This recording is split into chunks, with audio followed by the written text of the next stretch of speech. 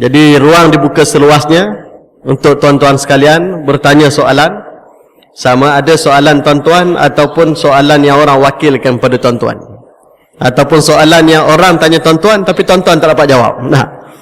Jadi hari ini tanya, dan saya pun akan ambil kesempatan untuk mencatat tulisan tuan-tuan, dan bagi pihak Dewan Ulama mempermudahkan barangkali dalam bentuk FAQ, frequently asked questions, yang kemudiannya boleh diberikan panduan ke bawah, di enrichkan, dimasukkan supaya diperlengkapkan, supaya boleh menjadi bahan yang diterbitkan bagi panduan semua peringkat dalam parti selepas pada ini. Jadi di tengah ada satu mikrofon, dan saya dengan ini memulakan dengan menjemput penyoal yang pertama. Dipersilakan. Bismillahirrahmanirrahim. Assalamualaikum warahmatullahi wabarakatuh. Saya Bakri bin Hajam Buala, diantar oleh PAS kawasan Keningau untuk taklimat ini. Saya nak bertanya satu soalan yang menjadi persoalan di kalangan para non-muslim di Sabah berkenaan dengan undang-undang hudud ini, yang selalu dibicarakan oleh figure-figure, pemimpin-pemimpin besar Malaysia berkenaan dengan hudud. Yang pertama, bagaimana hudud ini membawa keadilan jika berkomplot orang Islam dengan orang kafir melakukan jenayah rompak atau curi. Orang Islam dipotong tangan berserta kaki, sedangkan orang non-muslim dikenakan tindakan penjara ataupun takzir sahaja. Dan mereka mewar-warkan, dikata di sinilah tidak keadilan, Islam itu tidak adil, tidak sama rata. Kepahaman tidak keadilan itu yang mengatakan sama rata, mereka tidak paham bahwa keadilan itu bukan yang sama rata. Kita nak pahamkan mereka,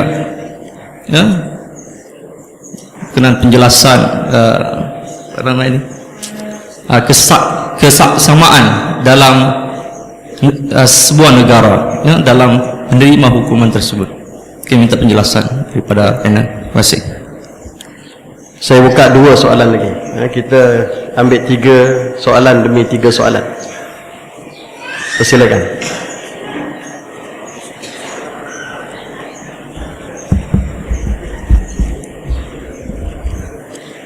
Assalamualaikum warahmatullahi wabarakatuh.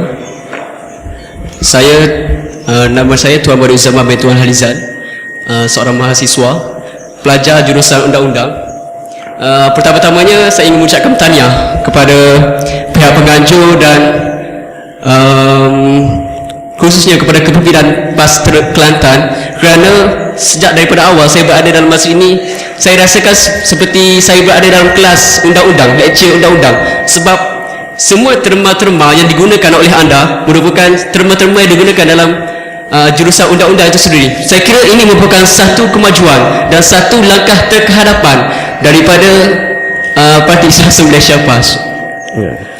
Jadi soalan saya yang pertamanya, ada sekelompok manusia yang tidak boleh membezakan, tidak boleh differentiate between implementasi dan pentakninan.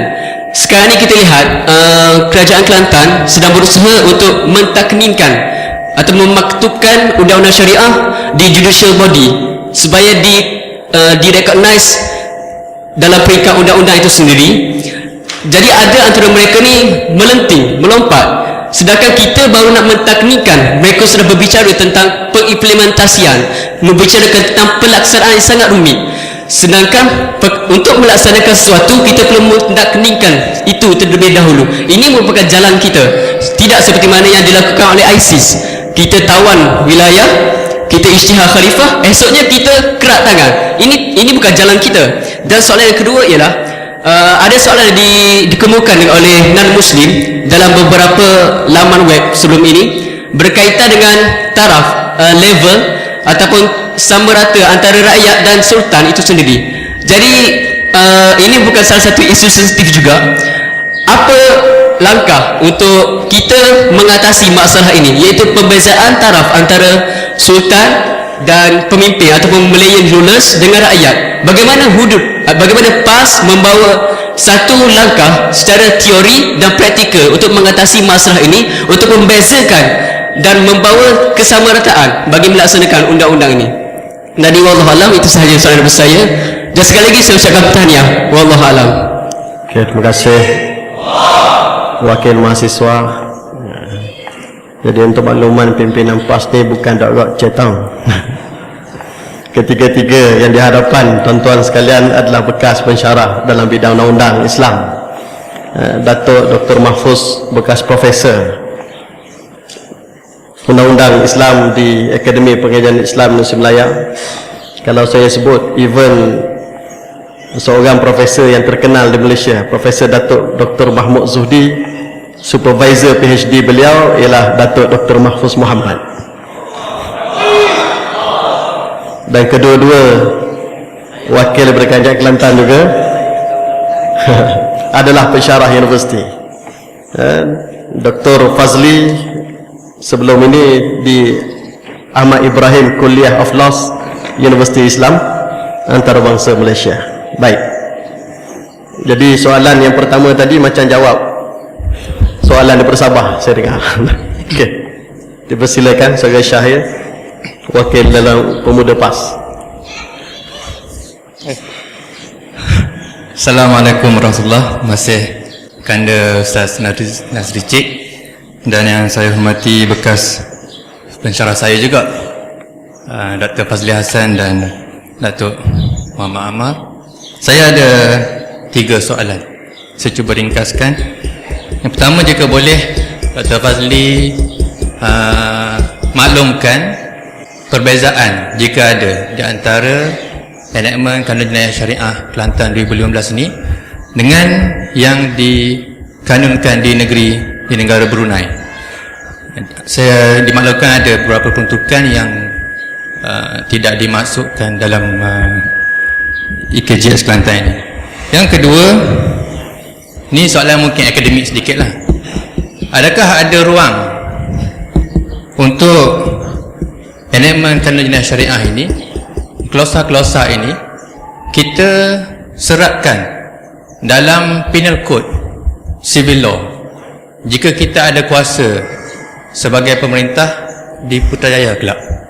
Mana kata tidak perlu kita pindah Akta Mahkamah Syariah ataupun tidak perlu kita pindah perlembagaan, hanya kita tambah baik Penal Code yang sudah ada. Mencuri dipenjara dan didenda, kita tambah peruntukan hadnya dalam bentuk imputation, begitu. Yang ketiga, saya sengaja bawa, sebab dulu pun saya student juga. Sewaktu Kerajaan Negeri Terengganu meluluskan rang Undang-Undang Jenayah Syariah Hudud dan Qisas Terengganu, dianjurkan satu dialog cadangan rang Undang-Undang Jenayah Syariah Hudud dan Qisas Terengganu pada tahun 2002 di Taman Melawati, anjuran Dewan Muslimat Pahang Pusat. Dan saya bawa dokumen yang dibekalkan ketika seminar itu, dan yang dibekalkan ialah akta itu sendiri, rang undang-undang itu sendiri, yang ditandatangani oleh Datuk Seri Tuan Guru Presiden selaku Menteri Besar dan diklasifikasikan semula di bawah akta OSA. Makna kata yang hadir pada seminar itu, dan saya jangkakan dokumen yang samalah. Ini cadangan. Makna kata jika boleh Kerajaan Negeri Kelantan supaya muat naik, upload dalam web Kerajaan Negeri Kelantan dokumen-dokumen rujukan primer, antaranya akta itu sendiri. Yang kedua, teks ucapan Datuk Menteri Besar ketika membentangkan rang undang-undang ini, enactment ini, itu rujukan paling utama. Dan yang ketiga, slides rasmi Kerajaan Negeri Kelantan yang kita ada hari ini. Saya kira mungkin tidak rasmi kerana tidak ada cop jatah Kerajaan Negeri Kelantan. Jadi mudah untuk kami yang hadir pada hari ini, yang tidak hadir pada hari ini, untuk menjadi duta rasmi Kerajaan Negeri Kelantan untuk menyebarluaskan keadilan IKJS 2015. Wallahu a'lam. Assalamualaikum. Terima kasih.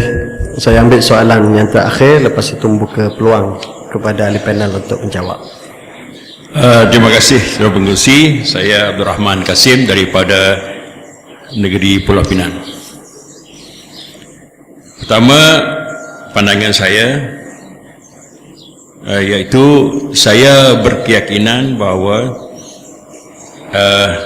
enactment syariah ini tidak akan melepasi parlimen. Mana kata tidak akan disokong sepenuhnya oleh pihak UMNO, ahli-ahli UMNO. Mungkin malahan saya buat satu betting dengan kawan saya, seorang senior jurnalis, iaitu saudara Terence Neto. Saya mengatakan bahawa tak mungkin akan melepasi parlimen. Saya mengatakan bahawa lebih kurang 25 orang saya ahli UMNO akan menyokong, ahli parlimen UMNO. Jadi mana kata tidak ada peluang langsung untuk melepasi parlimen. Ini pandangan saya. Dan saya rasa kerajaan Kelantan kena buat sesuatu lah untuk meyakinkan. Tapi setakat hari ini masih saya tidak yakin akan melepasi. Baik, soalan saya ialah persoalan yang kami hadapi sebenarnya, saya rasa saya dan kawan-kawan semua mungkin di sini,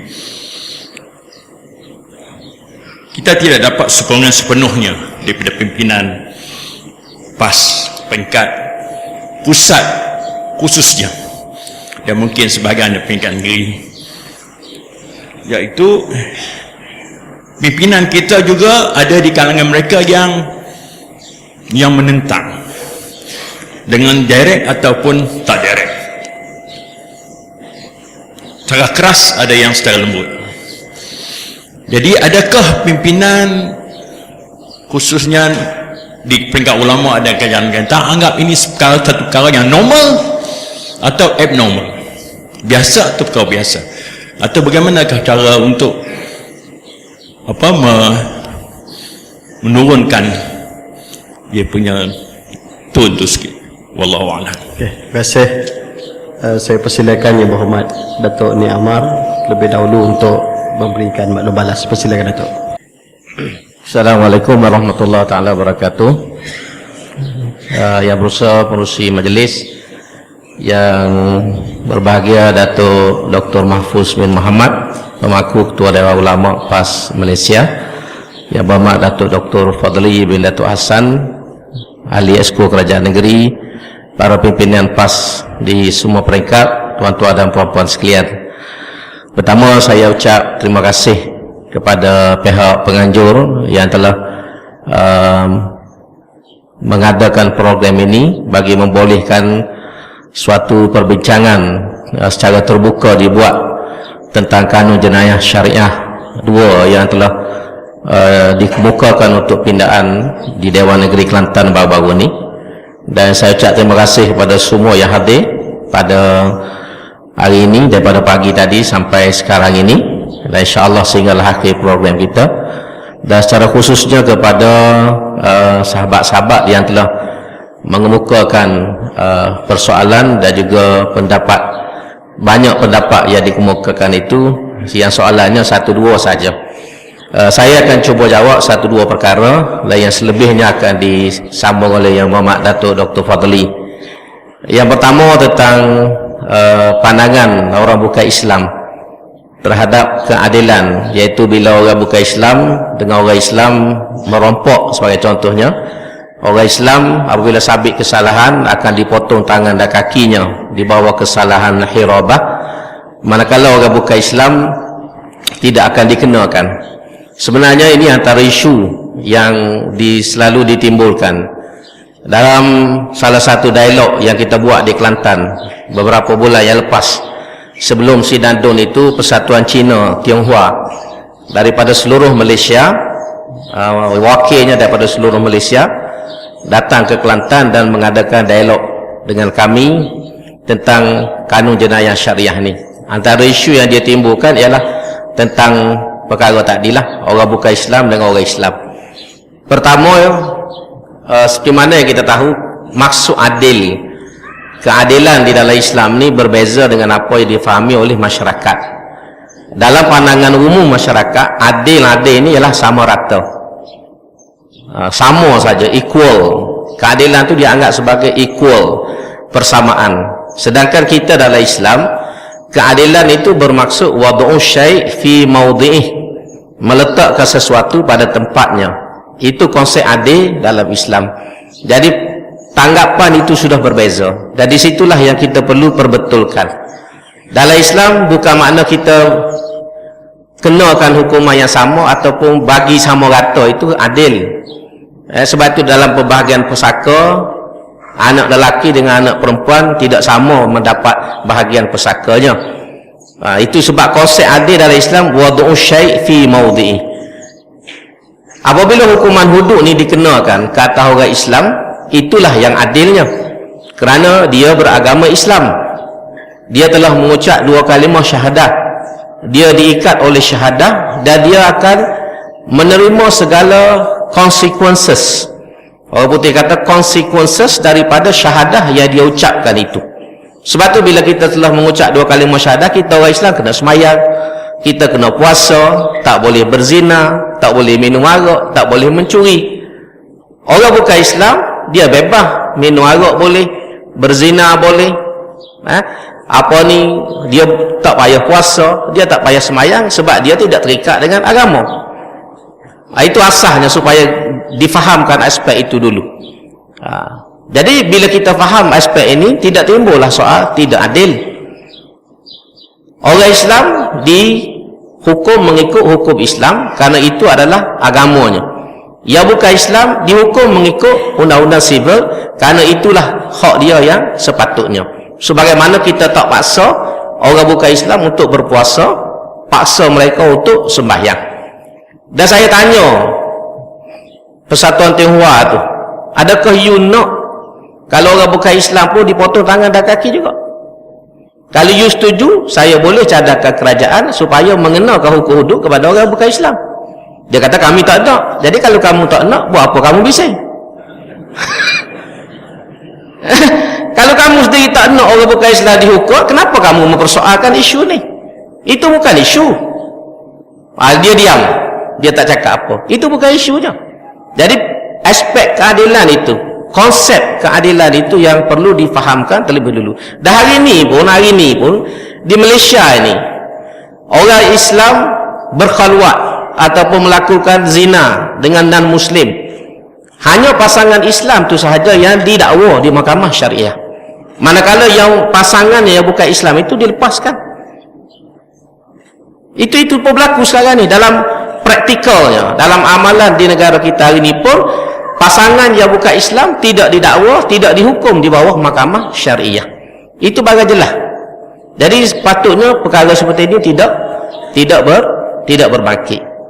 Dan yang kedua, tadi student undang-undang tu dia kagum dengan Dr. Fadli yang bercakap terma undang. Dr. Fadli ni pensyarah undang-undang daripada UIA. Sebab itulah penyampaian dia penuh dengan istilah-istilah yang teknikal. Bukan pelik. Ini menunjukkan bahawa dalam PAS ni semua ada. Jadi kalau kita merintah Malaysia pun, kita tak bimbang apa-apa, sebab semua ada dalam PAS ni. Kita sudah bersedia untuk menjadi kerajaan pada bila-bila masa sahaja. Kemudian yang kedua tadi, saya setuju dengan pandangan yang nombor 2 tadi, bahawa kita sekarang dalam proses untuk mentakninkan, untuk menjadikan undang-undang jenayah Islam ini sebahagian daripada undang-undang negara. Walaupun undang-undang Islam ini sudah ada dalam kitab-kitab, ada dalam Quran, tapi tidak boleh dilaksanakan sebelum dia di-enact, sebelum dia dijadikan undang-undang kepada negara. Jadi apa yang kita cuba buat di Kelantan pada hari ini ialah untuk menjadikan undang-undang jenayah syariah sebahagian daripada undang-undang negara dan diiktiraf. Soal pelaksanaan itu terserah kepada keperluan. Sebab itu kita tengok di Brunei, walaupun Brunei mengisytiharkan, tahun lepas lagi untuk melaksanakan undang-undang hudud, tetapi pelaksanaan yang sebenarnya ditangguhkan setahun. Mereka akan bermula dengan hukum ta'zir terlebih dahulu. Jadi kita di Kelantan pun katalah lulus, Parlimen lulus pindaan Akta 355 sebagai contohnya. Di segi pelaksanaannya kita akan melihat kepada realiti yang ada. Ada kes ke tidak? Cukup ke syarat? Sebagai contoh, bukan kata hari ni dulu, besok kita cari orang kat tangan selalu. Kita akan melalui proses-prosesnya yang perlu diutamakan terlebih dahulu. Jadi sebab tu kebimbangan hari ini tidak bertempat. Saya selalu buat contoh paling mudah. Hari ini kita duk bincang nak beli kereta baru, belum nak bawa kereta lagi. Kita duk bincang nak beli kereta, tiba-tiba orang bercakap dah, nanti kalau kamu beli kereta kamu langgar boleh, kamu masuk parit, kamu langgar tiang. Kereta pun belum beli lagi, kita duk balah takut langgar boleh. jadi pelik kita ini ni. Undang-undang tak ada lagi, kita sudah bercakap ketidakadilan, kita sudah bercakap pelaksanaan, sedangkan undang-undang itu belum diterima pakai dan dijadikan sebahagian daripada undang-undang negara. Baik, yang ketiga tentang perbezaan antara kita dengan Brunei. Untuk makluman tuan-tuan dan puan-puan semua, undang-undang jenayah syariah Islam yang ada di Brunei dan juga yang ada di Aceh itu dirujuk kepada Kelantan. Itu tuan-tuan, mereka ambil salinan daripada Kelantan yang kita luluskan tahun 1993. Mereka study dan kemudian mereka membuat beberapa ubah suai sesuai dengan tempat dan keperluan yang ada pada mereka. Jadi kita ada saham di situ, dan ini diakui oleh mereka sendiri, diakui oleh mereka. Waktu kita pergi melawat Aceh terutamanya, Aceh dia laksana lebih awal pada kita. Jadi kita pernah hantar satu rombongan pergi ke Aceh untuk melihat pelaksanaan syariat di Aceh. Mereka bagi tahu, dia kata, kenapa kamu datang tempat kita? Kami pun ambil yang kamu punya. Dia bagi tahu kita, kenapa kamu datang ke sini? Sebab kami ambil yang kamu punya. Cuma diubah suai, disesuaikan dengan suasana dan juga keperluan berdasarkan ijtihad ulama-ulama yang ada di tempat mereka. Jadi ini tiga perkara yang besar yang ada dalam hal ini yang saya rasa perlu diperjelaskan. Yang lain tu saya persilakan Datuk Yang Berhormat Datuk Fadlillah untuk menjelaskan.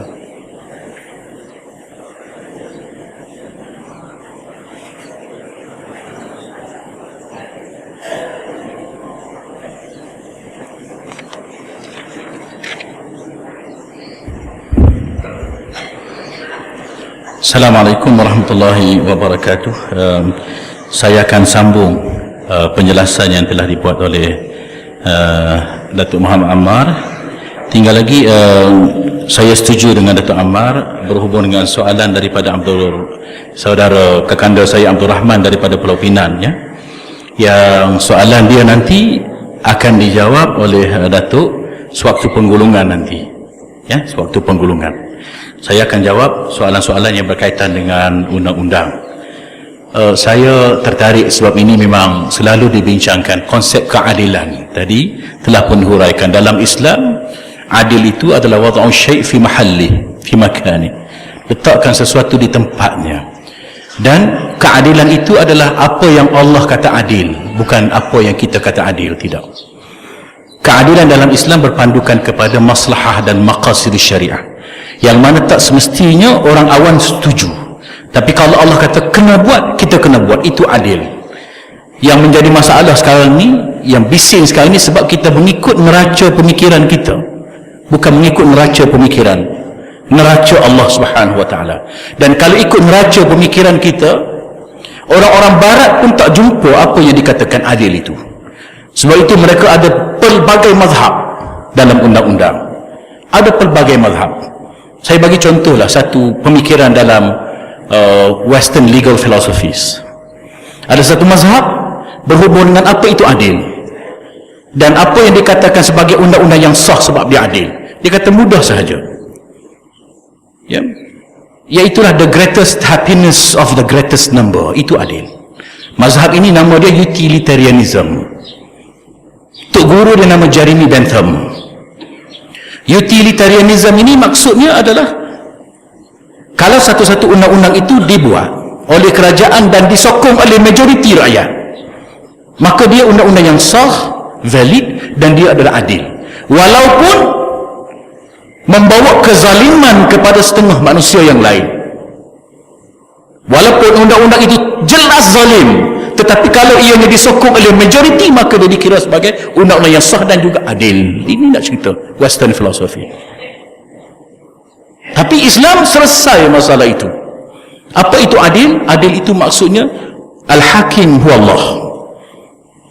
Hakim yang utama adalah Allah Subhanahu wa taala. Dia yang menentukan apa yang adil dan apa yang tidak, bukan kamu. Sebab pemikiran kamu amat terbatas, tak boleh menentukan. Sebab kalau serahkan kepada kamu, kalau serahkan kepada kita, orang yang jual air batu dan aiskrim, kalau boleh dia nak sepanjang tahun kemarau. Tapi orang yang jual payung, kalau boleh setiap hari hujan. Orang yang jual keranda, kalau boleh setiap hari biar ada orang mati. Itu tidak adil pada orang lain. Adik-adik, saudara-saudara sekalian, adik saya tadi ada soal secara syahir, saya kenal benar dia. Dia kata beza antara Kelantan dan Brunei telah pun dijawab. Satu lagi, boleh ke tidak kita serapkan dalam penal code jika berkuasa? Jika berkuasa, kita sudah ada kekuasaan di Kelantan sedikit, sebab itulah kita buat. Kalau kita berkuasa di peringkat pusat, kita akan jelaskan hal itu. Tapi teori dalam islamisasi ilmu ini, ya, kalau dalam dia ada pemikiran dalam melaksanakan undang-undang Islam dalam negara ini. Dia ada dua mazhab juga. Satu mazhab dia panggil Islamiyah ataupun Islamization. Terapkan undang-undang Islam dalam sistem undang-undang yang ada. Mazhab ini diguna pakai di Pakistan.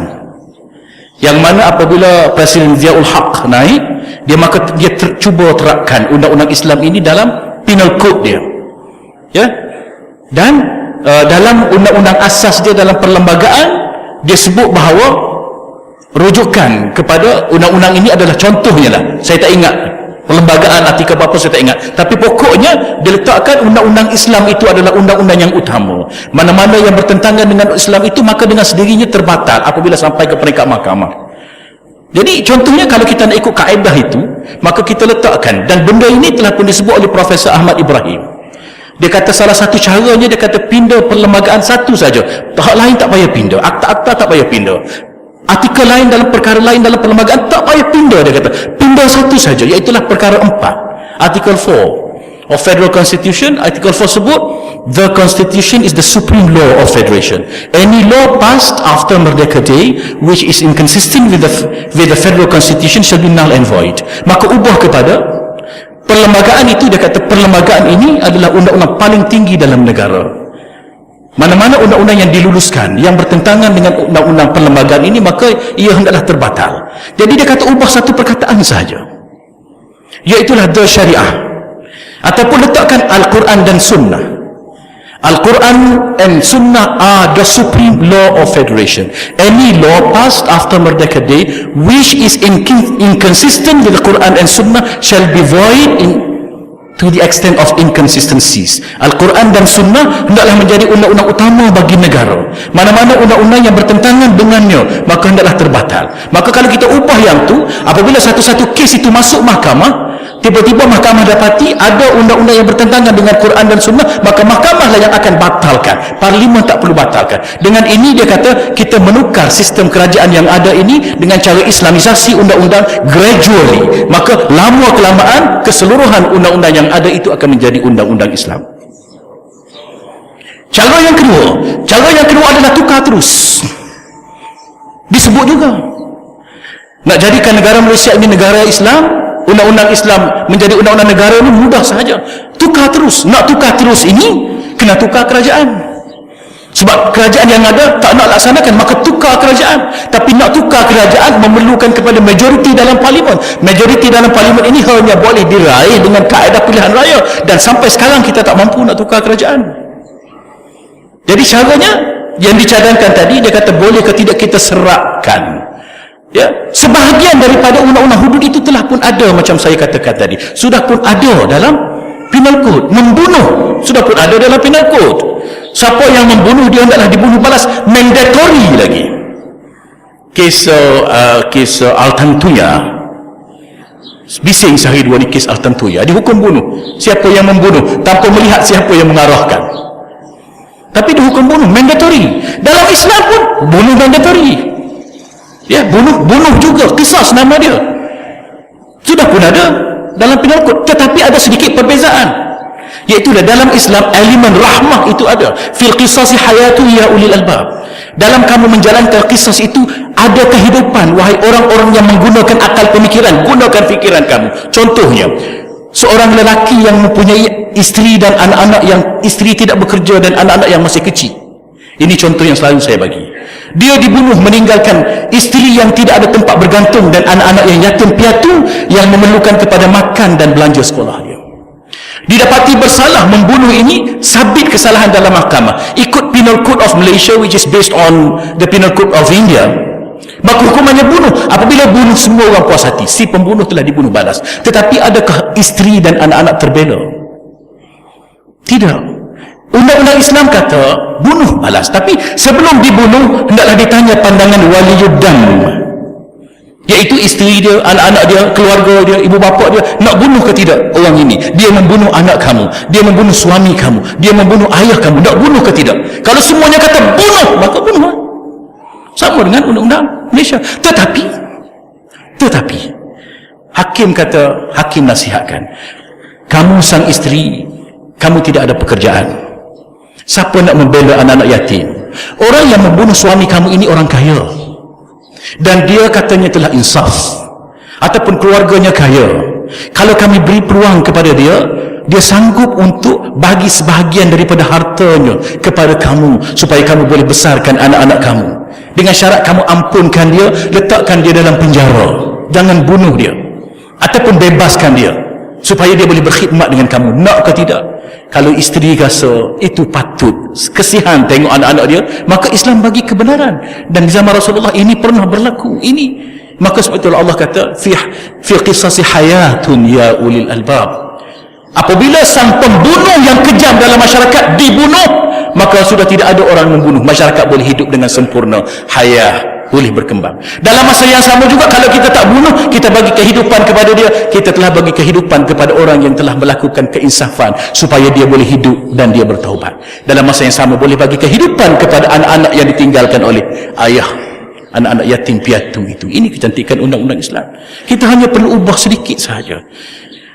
Dan bunuh ini sudah diterima. Kita pun di Kelantan, kita sudah buat satu bengkel bersama dengan polis, bersama dengan jabatan penjara, dan dihadiri oleh 8 orang mufti-mufti seluruh Malaysia, pakar-pakar daripada doktor-doktor pakar hospital-hospital, daripada Hospital Universiti Melayu, Hospital Universiti Sains, tenaga-tenaga akademik daripada universiti-universiti. Kita bincang kaedah pelaksanaan hukum.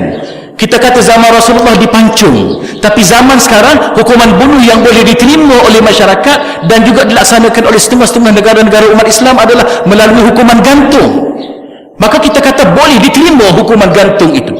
Maka sebab dia sudah diterima oleh masyarakat Malaysia, boleh diterima hukuman gantung. Buat masa sekarang ini.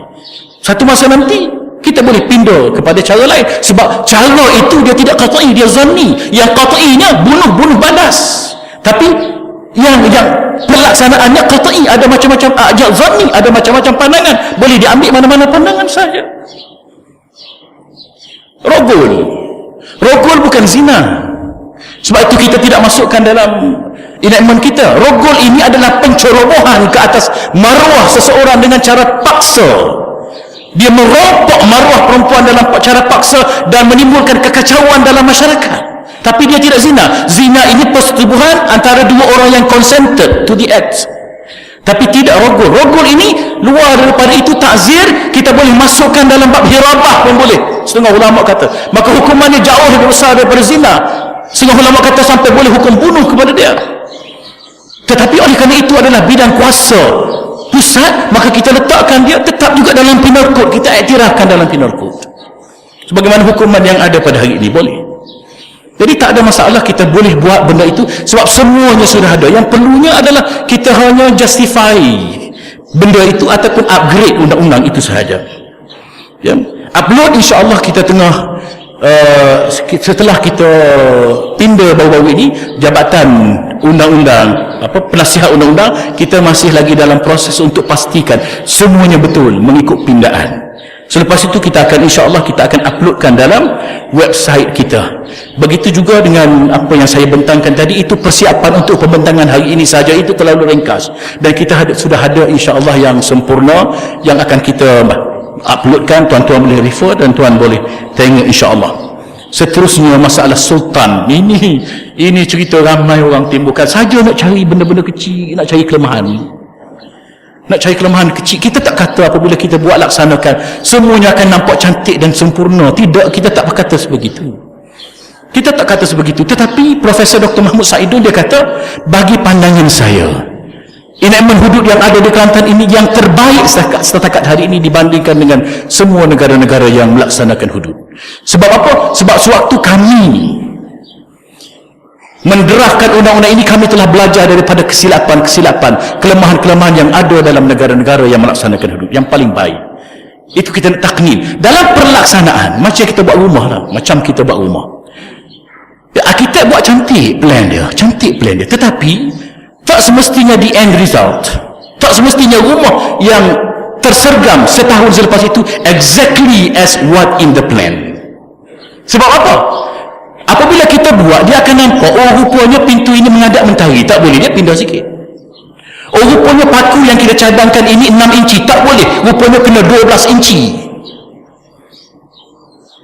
Oh rupanya dalam plan kita ini warna biru, tapi tak cantik, kena warna hijau. Contohnya. Tetapi mesti kena bina dulu. Apabila kita bina, barulah kita akan dapati kelemahan di mana. Undang-undang Inggeris yang ada hari ini pun sebagaimana yang saya katakan sudah ribuan kali dipindah, tak sempurna juga. Apatah lagi undang-undang Islam, jenayah Islam yang sudah dimatikan oleh penjajah-penjajah, sudah tak dilaksanakan oleh penjajah, maka dia tidak berkembang. Dan apabila kita mula buat, kita buka pintu ijtihad kita, insya-Allah baru lengkap. Kita belajar daripada kelemahan, kita buat, nampak lemah di sana, barulah kita akan perbaiki, akhir nanti baru sempurna. Macam sistem perbankan Islam, tanya Ustaz Nazri. Sewaktu mula-mula diperkenalkan di Malaysia dulu, semua orang bercakap macam mana nak buat, orang persoalkan, orang bukan Islam lagi lah nak tukar negara ini kepada negara Islam ke? Orang Islam lagi lah mempersoalkan benda itu. Tetapi apabila dilaksanakan, contohnya selain daripada bank Islam, bank rakyat, dia mula-mula memperkenalkan satu jenis sahaja, iaitulah bay'ul ainah. Ustaz Nazri, mula-mula dulu bay'ul ainah. Bay'ul ainah ini bukan semua diterima oleh ulama-ulama, satu pandangan daripada mazhab Syafi'i saja terima. Tapi oleh kerana nak memperkenalkan sistem ekonomi Islam, kita ambil dulu. Mula-mula kita nak pijak dulu, kita nak pijak di mana, nak buka langkah di mana. Apabila kita laksanakan, tuan-tuan tengok, jumpa bay'ul ainah, lepas tu jumpa lagi macam-macam sistem, macam-macam nama lagi, kemudian berkembang sehingga setelah 20 tahun sistem ekonomi Islam diperkenalkan di Malaysia ini. Hari ini Malaysia sudah jadi salah sebuah hub perbankan Islam yang paling terkenal di Malaysia.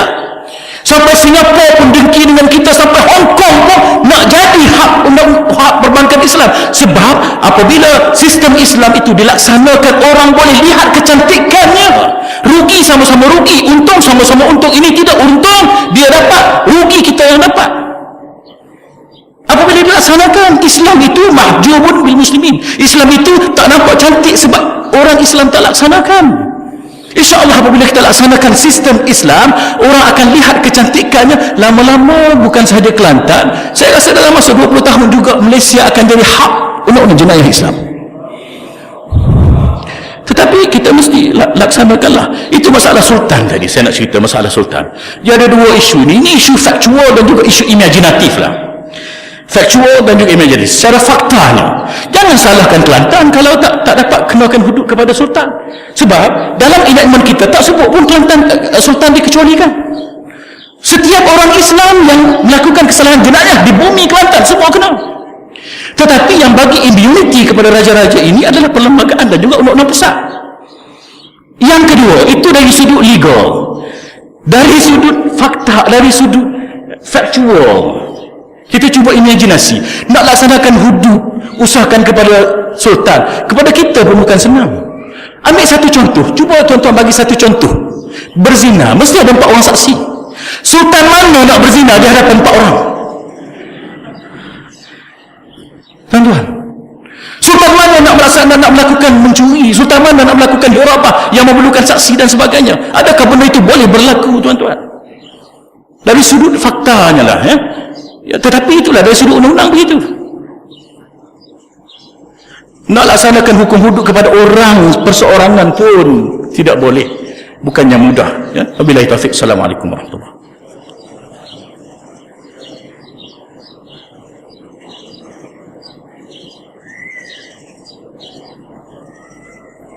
Terima kasih yang berhormat Datuk Nik Amar dan Datuk Dr. Fazli. Kita buka sesi seterusnya. Kalau boleh muslimat dulu. Ada soalan daripada muslimat?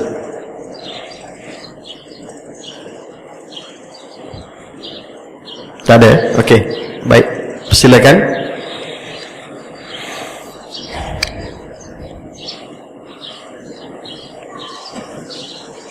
Masa masih panjang, tuan-tuan.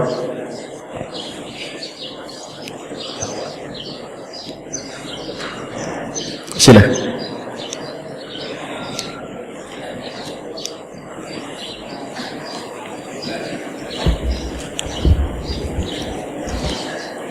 Assalamualaikum warahmatullahi wabarakatuh. Tuan Pengurusi dan sop pimpinan, para muslimin muslimat yang dirahmati Allah SWT, saya ingin berpetik satu ayat Quran. Mudah-mudahan kita mendapat keberkatan. Niat kita untuk melaksanakan syariah hudud di Kelantan, insya-Allah mudah-mudahan berjaya diizin oleh Allah SWT. Auzubillahi minasyaitonir rajim. Walau anna ahlal qura amanu wattaqau la fatahna alaihim barakatim minas sama'i wal ard. Shadaqallahul azim. Seandainya penduduk negeri dan negara itu beriman dan bertakwa kepada Allah Subhanahu wa taala, Allah berjanji membukakan keberkatan di langit dan di bumi.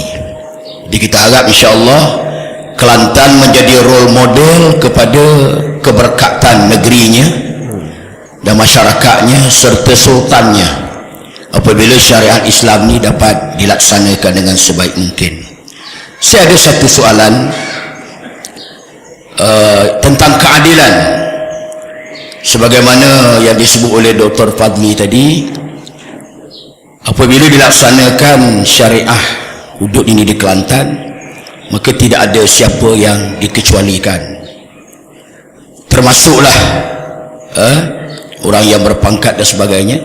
Jadi sesuai dengan hadis Nabi SAW, sabda Rasulullah SAW, "Lau sarqat Fatimah binti Muhammad sallallahu alaihi wasallam laqata'tu yadaha." Seandainya anakku Fatimah yang mencuri, ada saksi dan bukti, aku akan kerak tangannya. Jadi kita harap inilah yang berlaku.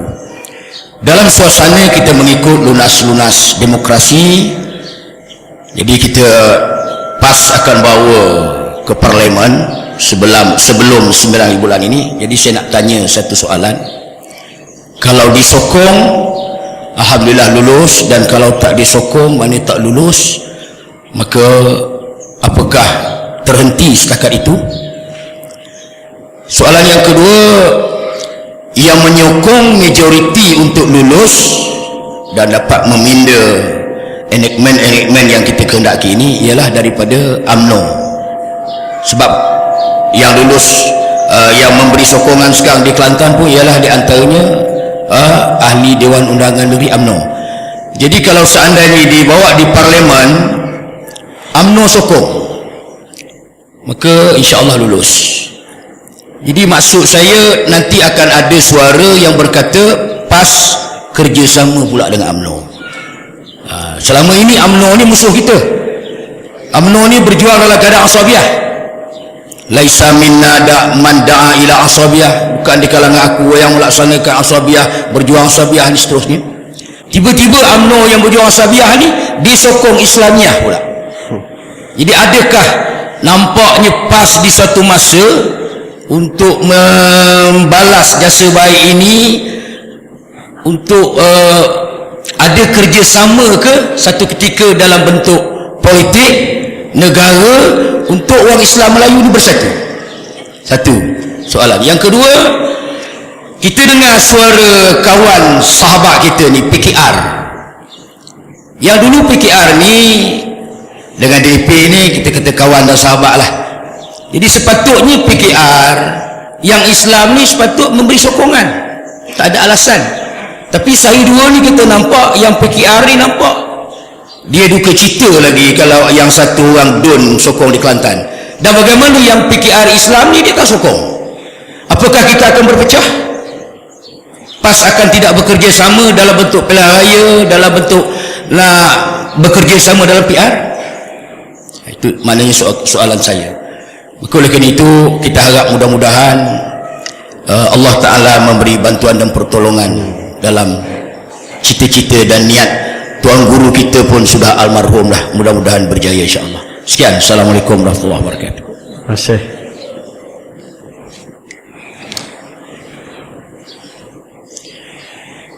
Bismillahirrahmanirrahim. Assalamualaikum warahmatullahi wabarakatuh. Saya Haji Mustafa bin Yusuf dari Indra Mahkota Kuantan. Saya adalah hanya ada satu soalan saja.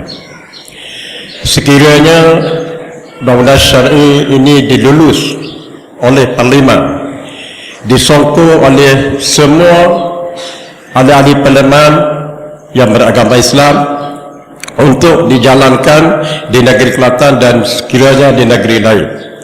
Sebab saya ada mendengar disebabkan agama Islam ini di bawah Raja-Raja Melayu, dan sekiranya Majlis Raja-Raja Melayu tidak merestui, adakah hukum undang-undang Islam ini boleh dijalankan?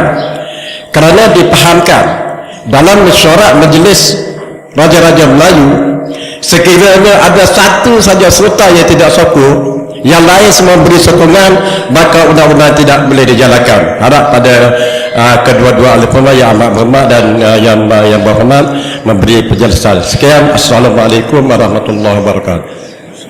Okey, sila Ustaz Azli tanya soalan jangan ceramah. Bismillahirrahmanirrahim. Assalamualaikum warahmatullahi wabarakatuh. Musi ahli panel dan sahabat sekalian. Saya nak bertanya kepada ahli panel. Ini apa yang saya dapat daripada tuan guru saya daripada Pakistan lah. Oleh kerana enactment kita di Kelantan ini hanya terpakai kepada orang Islam saja. Jadi ada ulama Pakistan mencadangkan kalau orang bukan Islam, dia nak mencuri merompak, ajak orang bukan Islam, jangan ajak orang Islam. Kemudian kalau dia nak rompak orang bukan Islam, jangan rompak orang Islam. Ini ulama Pakistan bagi tahu ni. Sebab enactment kita ni hanya terlanda kepada orang Islam saja. Jadi kalau ada orang bukan Islam, dia nak mencuri, curi orang bukan Islam. Kalau dia nak ajak pun orang, kawan dia nak merompak, ajak orang bukan Islam juga, jangan ajak orang Islam. Ini mungkin boleh dipikirkan pandangan ini sebab hanya terpakai kepada orang Islam saja.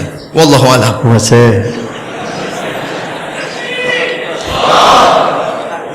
Bismillahirrahmanirrahim. Assalamualaikum warahmatullahi wabarakatuh. Soalan saya lebih kepada technicality pelaksanaan hudud. Kita sedia maklum bahawa perlunya pindaan terhadap Akta Mahkamah Syariah, dan kita mendoakan agar akta ini boleh menerima simple majority sokongan daripada Dewan Rakyat. Dan soalan saya berhubung contohnya dalam kes-kes kisos yang mana tidak memenuhi syarat saksi, yang mana dalam kisos sekiranya dalam enactment kanun jenayah syariah memerlukan 2 orang saksi syahadah. Sekiranya tidak ada 2 orang saksi tapi wujudnya kematian, maka dalam hal ini dia akan jatuh bawah takzir. Dan apabila bawah takzir, kita perlu kepada bayinah. Bayinah ni termasuklah kepada expert evidence, dan kita perlukan pakar-pakar forensik dan juga polis. Soalan saya, sekiranya diluluskan di Parlimen untuk meminda Akta Mahkamah Syariah, secara simple majoriti dah cukup, adakah ini mewajibkan federal agency seperti yang saya sebut sebentar tadi untuk membantu state government untuk melaksanakan pelaksanaan kisos yang bukan kisos tapi dia takzir, yang tak sampai had kisos? yang mana itu satu contoh. Yang seterusnya dalam kes-kes zina. Zina ni memerlukan 4 orang saksi, syahadah 4 orang saksi.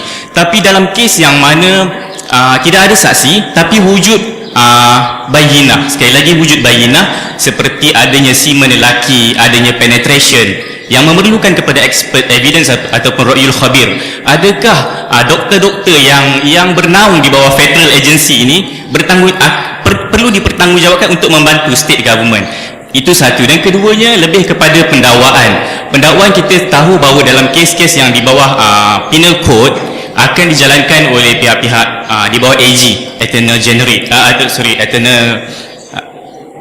di bawah AG, yes, di bawah AG. Tapi apabila dijatuh bawah state, pendakwaan akan dilakukan oleh pihak pendakwa syar'i negeri. Sejauh manakah pihak pendakwa negeri ini kompeten untuk menangani kes-kes jenayah syariah? Itu saja soalan saya. Terima kasih. Okey, saya ambil soalan ni yang terakhir, kemudian sesi jawapan. Bismillahirrahmanirrahim. Assalamualaikum warahmatullahi taala wabarakatuh. Saya Liana Halim, mewakili Dewan Muslimat PAS kawasan Subang. Soalan ini berkenaan dengan gerak kerja kita di peringkat DUN, cawangan dan kawasan. Situasi kita yang bekerjasama dengan Pakatan Rakyat. Jadi soalan saya, apakah peranan kita ataupun bagaimana kita nak memahamkan mereka dalam menjalankan gerak kerja kita bersama untuk memudahkan gerak kerja kita dengan Pakatan Rakyat, dan seterusnya memudahkan gerak kerja dakwah kita apabila isu enakmen kanun jenayah ini menjadi satu benda yang penting untuk kita laksanakan. Jadi bagaimana kita nak memastikan bahawa mereka tu mudah untuk bekerjasama dengan kita? Allahuakbar. Terima kasih. Seterusnya dipersilakan kepada Yang Berhormat Datuk Nik Muhammad Ammar terlebih dahulu untuk memberikan jawapan. Persilakan.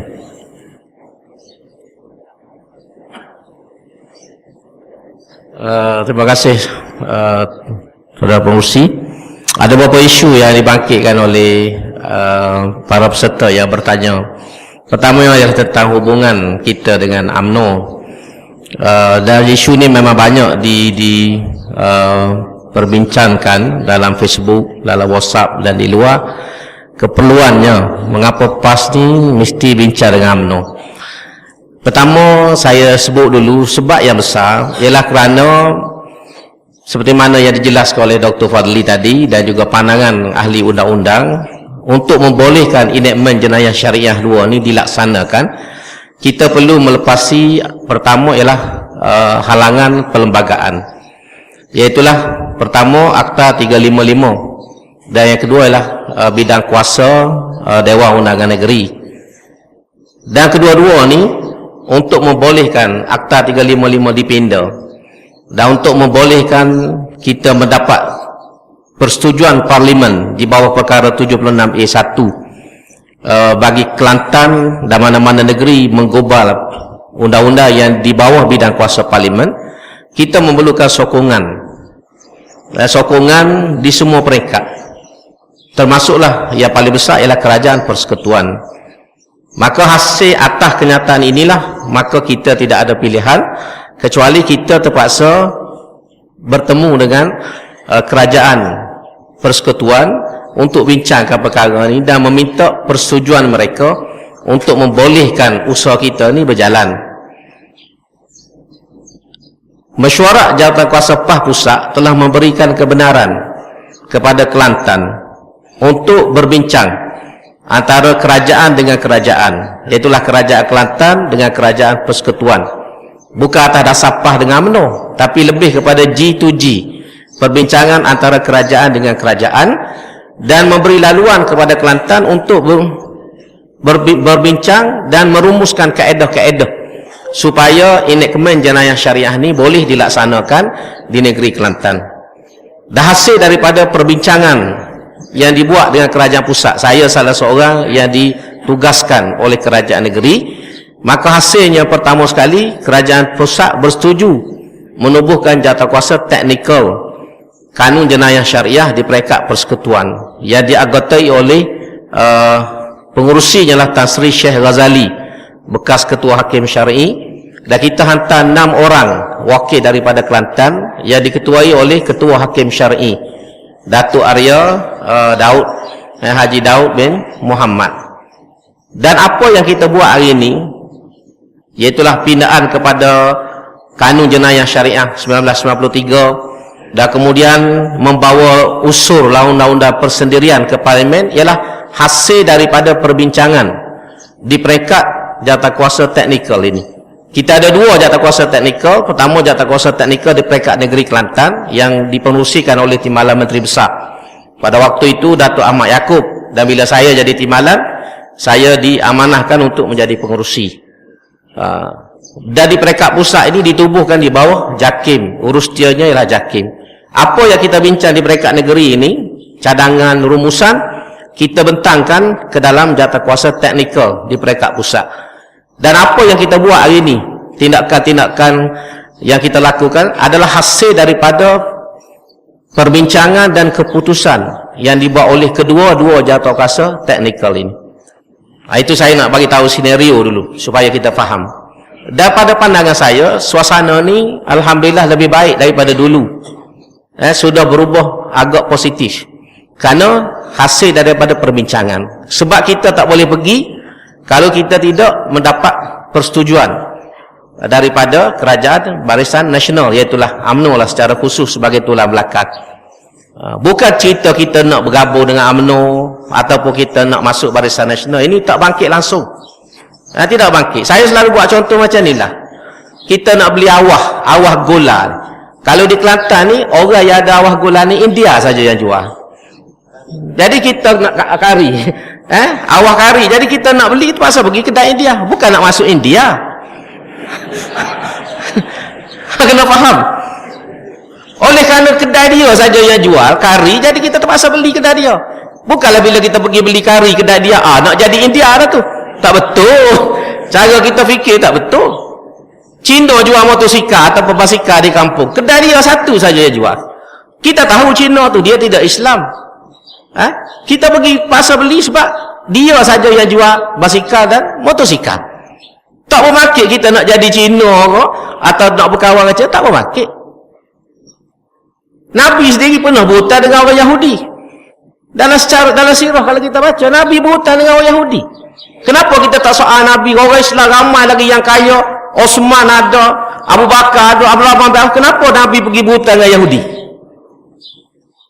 Itu ada dalam sejarah. Maknanya perkara-perkara seperti ini tidak salah. Oleh kerana UMNO yang memegang kunci dari peringkat kerajaan persekutuan, nak tak nak kita terpaksa berbincang dengan dia. Itu kita pernah faham. Bukan makna bila kita berbincang ni, lepas ni nak masuk barisan. Ni UG dah ni, macam setengah kata. Allah yarham Ustaz Fadil Noor dulu pernah duduk sepetah dengan Dr. Mahathir. Berucap di Dewan Bahasa dan Pustaka, disiarkan secara langsung dalam TV dalam isu Palestin. Dan Ustaz Fadil Noor dulu. Dan Ustaz Fadil Noor ni pernah berjumpa dengan, pada waktu itu, dengan Dr. Mahathir, dengan timbalan Perdana Menteri, 8 mata saja.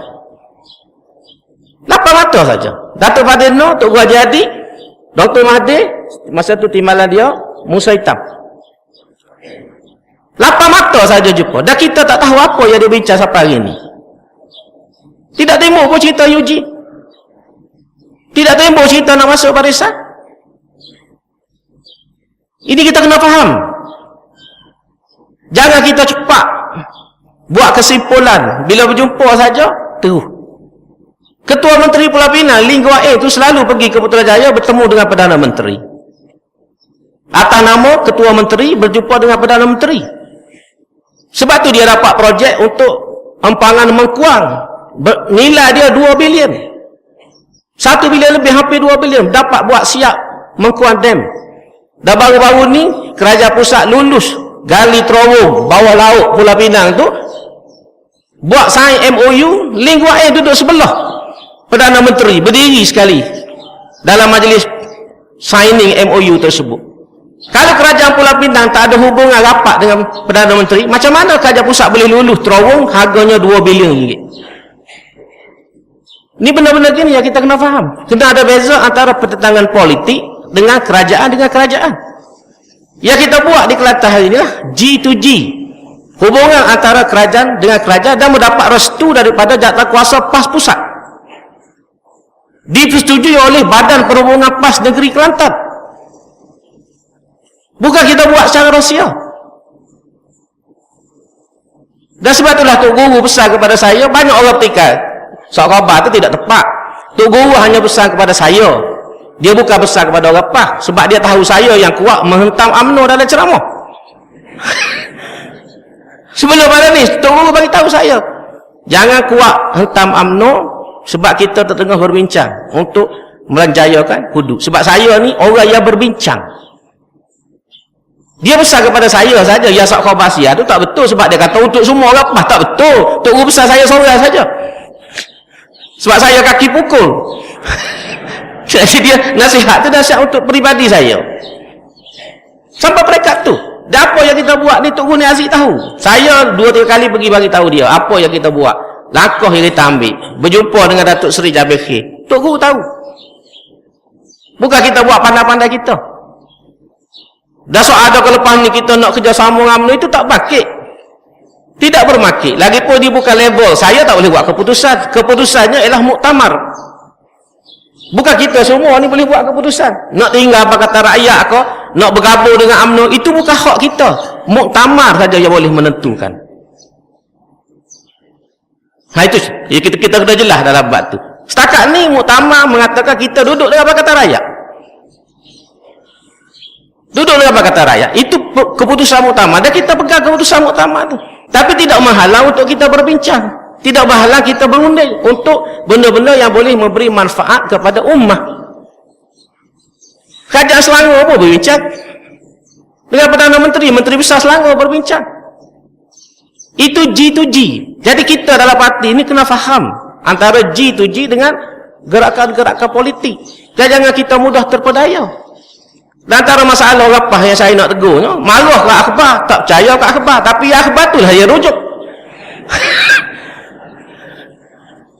Dia cakap berita harian tak boleh percaya, utusan Malaysia tak boleh percaya, TV tak boleh percaya, tapi dia guna yang tu, dia hentam saya dalam Facebook tu. Jadi apa punya sikap ini? Kalau kita tak percaya berita harian, jangan terimalah cerita berita harian. Minta penjelasan apa yang sebenarnya berlaku. Jadi ini benda yang kita kena faham. Soal kita nak pecah tak pecah dengan apa kata rakyat, itu bukan tempat kita nak bincang pada hari ini. Itu cerita kemudian dah bukan level kita. Tapi dalam soal kita menjaga apa kata rakyat, kita kena ingat perjuangan kita. Jangan kerana nak jaga apa kata rakyat sampai kita mengorbankan perjuangan kita. Itu kita kena faham. Tujuan kita menyertai tahaluf siasi ialah untuk menjayakan cita-cita Islam kita, bukan untuk mengorbankan cita-cita Islam. Ni tidak, bila kita duduk dalam apa kata rakyat, kita korbankan parti kita, duduk junjung apa kata rakyat. Itu tidak betul. Parti mesti mari dulu, parti mesti duduk depan. Kesetiaan kita kepada perjuangan parti ini setengah daripada kita bila duduk dalam apa kata rakyat, korbankan parti, nak tegak apa kata rakyat. Bagi saya tidak betul. Sikap itu tidak betul. Parti mesti duduk depan, sebab kita duduk ni dengan parti. Ketua kita lah Presiden PAS, perjuangan kita lah perjuangan PAS. Itu yang kita kena faham. Lepas tu soal boleh pergi ke tak boleh pergi, boleh percaya ke tak boleh percaya, itu cerita nombor 2. Macam kita beli kedai Cina lah, beli gula, kita percaya ke tak lama dia tipu kedai Cina tu, macam mana? Itu sebagai contoh. Tapi nak tak nak kena try. Sebab tu saya sebut dalam ucapan saya, kita dalam politik lebih kurang kita berniaga. Berniaga ni ada opportunity, ada risk. Kalau kita tak berani rebut opportunity, tak berani berhadapan dengan risk, kita tak boleh bisnes. Orang bisnes ni pertama dia kena rebut opportunity yang ada, dan dia kena bersedia untuk menanggung risiko. Itu kaedahnya dalam bisnes. Politik pun macam tu juga. Bila ada opportunity, try to grab the opportunity. Kalau nasib baik, you dapat profit. Tapi kalau nasib tak baik, you rugi. Tapi dalam kes ni, saya tengok kita tak rugi PAS ni. InsyaAllah kita tahu. Kalau UMNO sokong kita bagi laluan di parlimen, lulus pinaan Akta 355, cita-cita kita berjaya. Kalau UMNO tak sokong kita, mari politik dengan kita, sahlah UMNO ni memang jahat sungguh. Senang cerita, kita boleh ceramah juga, tak ada masalah apa. Sahlah UMNO ni memang jahat sungguh, dan kita tidak rugi apa-apa sebab kita sudah mencuba. Kita sudah mencuba setakat yang kita mampu. Setakat kita mampu, dan kita cubalah setakat ni. Nak kata percaya tak percaya, itu barang dalam hati kita tak tahu. Tapi daripada perbincangan yang saya nak cerita satu-satu, tak boleh minta maaf sebab benda ni isu yang sensitif. Saya tak boleh nak cerita satu-satu kepada tuan-tuan. Tuan-tuan tak puas hati pun tak puas hatilah. Tapi kita melihat ada ruang-ruang yang boleh kita manfaatkan, dan kalau masing-masing ni jaga mulut, jaga kedudukan, saya rasa benda ni tidak mustahil. Kalau UMNO boleh sokong undang-undang ni dalam Dewan Negeri 2 kali dah, kita tahun 93, tahun baru ni dia sokong, saya rasa tidak mustahil untuk dia sokong dalam parlimen. Kita duduk situ dulu. Kita duduk di situ dulu. Dan kita sekarang ni mengetuk pintu hati orang UMNO tak ada dasar agama. Dan orang Islam sendiri, sebab saya sebut tadi, ada 136 orang wakil rakyat yang beragama Islam. Jadi kita mengharapkan semua wakil rakyat yang beragama Islam ini, tanpa mengira parti politik masing-masing, bersama-sama dengan kita meluluskan enactment ataupun pinaan Akta 355 ini. Itulah harapan dan doa kita, dan usaha kita buat. Tapi kita tak nak cerita. Kita tak nak cerita lah. Yang penting tuan-tuan tolong doa, beri ruang kepada kita untuk bergerak. InsyaAllah kalau berjaya, kejayaan kita semua dalam soal ni. Jadi itu yang saya rasa yang penting untuk kita faham dalam bab ini. Masalah pecah tak pecah Pakatan Rakyat, saya ditanya awal lagi. Sebab ada orang bakit kalau kita terus dengan hudud ni, Pakatan Rakyat akan pecah. Saya kata pecah tak pecah ni bukan kerana isu hudud. Pecah tak pecah perkara atas sikap parti-parti yang ada dalam Pakatan Rakyat. Kalau kita nak bergaduh, bukan isu hudud yang patut kita bergaduh. Isu PBT, isu Ketua Menteri Sarawak baru biang, isu kerusi dalam pilihan baru ni, semua ni boleh jadi pecah belakang, boleh jadi sebab untuk kita pecah dalam Pakatan Rakyat. Tapi kenapa benda ni tak jadi isu? Sebab kita PAS mengambil sikap yang bijaksana. PAS tidak membesar-besarkan isu ni. PBT itu siapa sokong, PAS tak setuju. Kerajaan DAP bawa masuk dalam Dewan, lulu bawa mahkamah lagi cabar, sampai mahkamah buat keputusan bercanggah dengan undang-undang yang ada. Tapi tak jadi isu pasal kita PAS mengambil sikap yang bijaksana. Kita hanya menyatakan pendirian kita tak setuju. Tapi kita tak menulis dalam Facebook, kita tak bising, kita tidak ugut DAP, kita tidak kata kepada pemimpin DAP. Itulah sikap yang bijaksana. Tapi isu hudud ni jadi bising apa? Sebab DAP tak tahu jaga mulut dia. Pak kita duk marah kepada orang PAS yang nak bawa hudud, kita tak marah kepada pemimpin DAP. Jadi orang PAS macam mana kita? Saya bagi tahu depan-depan lagi siang. You tak setuju? Okay, that's your rights. Kami tak pasal kamu setuju dengan hudud, tapi beri laluan kepada kita, take the democratic process. Sebab DAP selalu cakap dia tak boleh terima hudud kerana isunya isu perlembagaan, isu undang-undang. Sekarang ni apa yang kita buat? Mengikut undang-undang dan perlembagaan. Kita masuk dalam Dewan, bicara dalam Dewan, sudah lulus dalam Dewan, proses perlembagaan sudah selesai. Halangan yang kedua ialah Akta 355. Sekarang ni kita nak bawa undang-undang pinaan kepada Akta 355. Inilah demokratik dan legal proses. Kalau benda ni berjalan dalam parlimen, lulus dalam parlimen, perkara ini sudah tidak bercanggah dengan perlembagaan. Jadi kalau betul-betul kita bercakap tentang undang-undang, tentang perlembagaan, jangan sekat biar laluan ni pergi masuk dalam parlimen, kita gagal, orang tolak, alhamdulillah kita puas hati sebab kita telah berusaha. Ni nak bawa masuk dalam parlimen pun dihalang. Ni demokratik apa? Ini kita kena faham. Dan inilah saya sebut depan leket siap. Sebab ada orang ketika kita PAS ni tak bincang. Saya 4 kali dah berdepan dengan DAP ni, berdepan dengan PKR 4 kali. Yang pertama sekali di pejabat DAP di Sungai Besi, Dr. Fadli ada sekali. Anwar Ibrahim ada pada waktu itu, Lee Kek ada, Kapal Singh pun ada, Chen Mahim pun hadir pada waktu itu. Tok Guru minta saya pergi ganti dia. Datuk Taqiyuddin hadir, YB Zailah ada pada waktu itu. Kita bincang dekat 2 jam tahun 2011 rasa 2011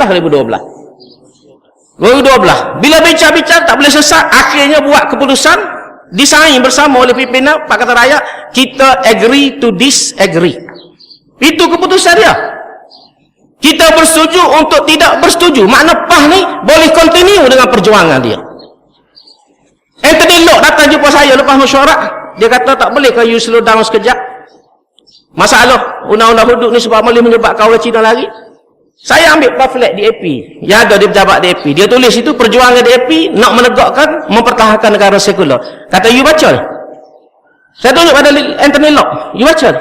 Dalam ni jelas menyebut nak mempertahankan negara sekular. Kalau lepas baca yang ni, orang Melayu tahu ni, orang Melayu mana nak terima perjuangan you, kata. Saya tunjuk pamflet yang saya ambil di pejabat DAP. Jelas perjuangan DAP nak menegakkan sekularisme di Malaysia. Ini kalau orang Islam baca, orang Islam tengok. Takkan orang Islam boleh tengok, boleh terima dengan mudah. Jadi you nak bising masalah hudud, non-Muslim tak boleh terima. Sekularisme ni Muslim boleh terima kan? Akhirnya dia sedang. Itu keluarnya agree to disagree. Kapal Singh bakit masa tu, dia kata kalau kita jalan undang-undang Islam, akan ada two set of laws di Malaysia ni. Satu undang-undang Islam, satu undang-undang civil. Saya kata apa peliknya kalau ada dua undang-undang? Sekarang di Malaysia ni ada 2 mahkamah. Bukan 2 undang-undang, 2 mahkamah. Mahkamah civil, mahkamah syariah. Sudah berjalan di Malaysia ni, ada mahkamah civil, ada mahkamah syariah. Kalau datang undang-undang Islam satu lagi, apa yang peliknya? Bukan benda yang baru, benda yang sudah exist dalam negara kita. Senyap Kapal Singh, tak cakap apa. Ini pada untuk Bali, dia senyap. Bukan dia tak ingat ada 2 jenis mahkamah di Malaysia ni. Saya cerita benda ni sebab banyak orang menulis mengkritik kita tak berjumpa. Kita tidak jelaskan. Kami berdepan, saya 4 kali, Dr. Fadli 3 kali. Kita hurai satu persatu. Kita tunjuk satu persatu. Sampai akhir tu Gobin berkerah, dia kata tak boleh terima format yang Kelantan nak buat ni, kena pindah mengikut format yang sebenar. Datuk Taqiyuddin tanya, okey, kalau kita terima pandangan you, kita buat format ni seperti mana yang you nak, 100% pindaan, you agree or not? Dia kata kami tak setuju juga. Jadi what is the point? Jadi what is the point? Itu isunya. So what is the point? Tak ada mana. Maka sebab itulah kita teruskan juga. Saya sebut benda ni bukan nak suruh kita bergaduh, tapi nak suruh kita faham. Biar tahu apa yang sebenar berlaku. Jangan kita menulis tak apa-apa dalam Facebook tu. Ni orang buat taklimat tak mari, ceramah tak dengar, menulis baca orang pandai dalam Facebook itu. Ini benda dia. Jadi ini yang kita nak kena faham lah dalam perkara ini. Jadi insya-Allah yang penting kita cuba. Kita tak tahu kehendak Tuhan ni, kita tak tahu. Dan kita harap Tuhan mentakdirkan yang terbaik. Yang terbaik untuk kita semua. Dan cita-cita kita nak tengok ni. Sebab Tok Guru sebut kepada kami di Kelantan, usahalah sampai benda ni berjaya. Itu pesan Tok Guru, usahalah sampai berjaya. Dia nak tengok sangat. Dan kami rasa terkilan bila dia meninggal dunia, sebab antara hasrat kita di Kelantan, MP Isytihar nak buat 2015 ni, nak membolehkan Tok Guru tengok dengan mata dia undang-undang ini berjalan. Tapi takdir Tuhan tarik dia pergi dulu, dia tak boleh nak tengok. Jadi inilah tanggungjawab kita untuk meneruskan perjuangan yang telah diletakkan oleh Tok Guru ni Aziz kita, insya-Allah. Jadi itulah yang saya nak sebut. Yang tadi masalah India dengan Ustaz Noazli itu saya tak faham sebab dia cakap Melayu. Kalau dia cakap Urdu saya faham. Cuma saya nak sebut sebab ada orang kata, saya rasa itu yang maksud kalau Noazli. Maknanya kalau macam ni orang bukan Islam yang merompok, orang Islam yang mencuri tidak akan kena hukuman. Sebenarnya tidak gitu. Sebab kita ada mahkamah syariah, kita ada mahkamah sivil. Yang tak bolehnya orang bukan Islam dibicarakan di dalam mahkamah syariah. Kalau dia mencuri, dia merompok, dia membunuh orang, dia akan didakwa dan dibicarakan di dalam mahkamah sivil. Itu saja. Bukan makna sebab ada orang kata kalau tak ada 4 orang saksi, lepas. Bukan lepas. Orang berzina kalau tak ada 4, tak cukup 4 saksi, yang tak bolehnya dihukum hudud. Tapi bukan maknanya dia dilepaskan daripada kesalahan berzina. Nampak tak? Cuma dia akan dihukum ta'zir. Dah nampak dah cap menengah atas perut soh dah, walaupun seorang soh lah tu, cuma tak boleh kejam saja. Tapi kita akan hukum secara ta'zir. Itu maksud dia yang sebenarnya. Jadi saya rasa boleh jelas lah. Minta Datuk lah sambung lagi.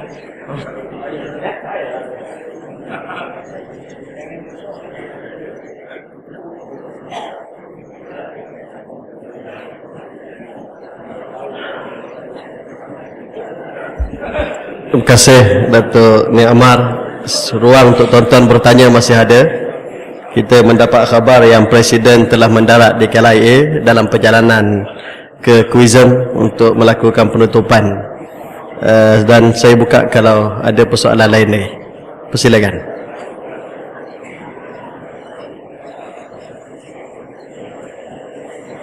Ustaz Nik Nasri, silakan.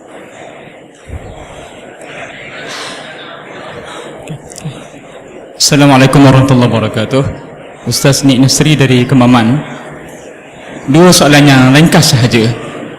Yang pertama, saya pernah dengar dalam radio Hakim Dr. Syam Rahayu yang pernah menjadi pensyarah UIA menyebut tentang peranan majlis raja-raja, tentang peranan majlis raja-raja yang berkait tentang undang-undang Islam.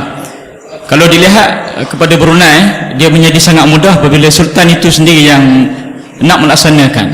Jadi persoalan saya, selain dari usaha untuk mengemukakan private members bill dalam parlimen, ada tak usaha yang lain yang dia buat, contohnya melalui majlis raja-raja, supaya usaha itu lebih mudah?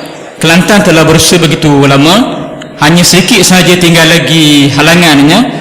Tetapi apa yang boleh dimanfaatkan daripada majlis raja-raja untuk melaksanakan perkara ini? Satu. Yang kedua, ketika di Kuala Terengganu dahulu, dalam program yang sebegini juga tentang enactment kanun jenayah syariah 2 Kelantan ini, Datuk Wan Muttalib ada sebut beberapa perkara yang dicadangkan kepada Kerajaan Negeri Kelantan, supaya apabila kanun ini diluluskan, prasarana, teknika dan sebagainya itu telah benar-benar bersedia. Sehingga sekarang setakat mana Kerajaan Negeri Kelantan mengambil pandangan tersebut? Terima kasih. Terima kasih. Ada lagi soalan? Silakan.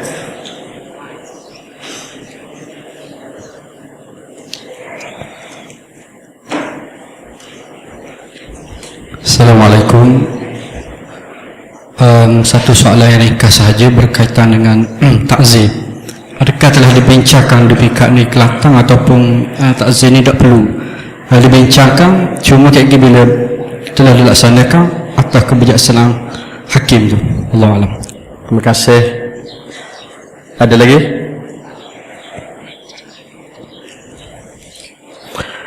Untuk makluman tuan-tuan, di luar dewan kita, kalau tuan-tuan tengok ada dekat Baqalah Quizem itu, ada dijual beberapa buah buku yang kita bawa khas untuk tuan-tuan bawa balik hari ini.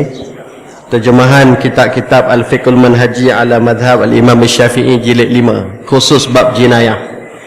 Kemudian ada terjemahan kitab Al-Mu'tamad fi Fiqh Syafi'i jilid 9 dan 10 juga dalam bab jinayah. Jadi para asatizah, tuan-tuan sekalian boleh beli, bawa balik, ajar masyarakat, kembangkan lagi untuk melihat aspek fiqh di samping melihat aspek teknikal perlembagaan untuk melaksanakan seperti dibentangkan oleh kedua-dua pembentang tadi. Silakan.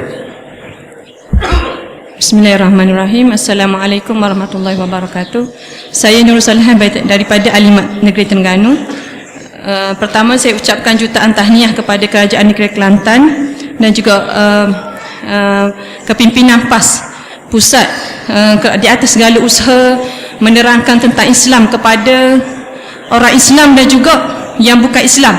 Tak, sehingga mereka berjaya meyakini sedikit demi sedikit terhadap pelaksanaan hudud ini. Persoalan saya ialah berkaitan dengan peranan kami. Mungkin kalau saya membaca dalam buku ni, saya telah mengikuti sebanyak 2 kali dah seminar berkaitan dengan hudud ni, dan saya pada hari ini saya melihat bahawa penting kepada kita lah orang PAS ni untuk membaca terma-terma yang ada dalam undang-undang hudud ini, untuk melihat betapa bijaksana, betapa sempurnanya hukum hudud ini. Bahkan kita sendiri saya lihat sekiranya kita sebut bahawa hudud ni baik, tapi apakah buktinya?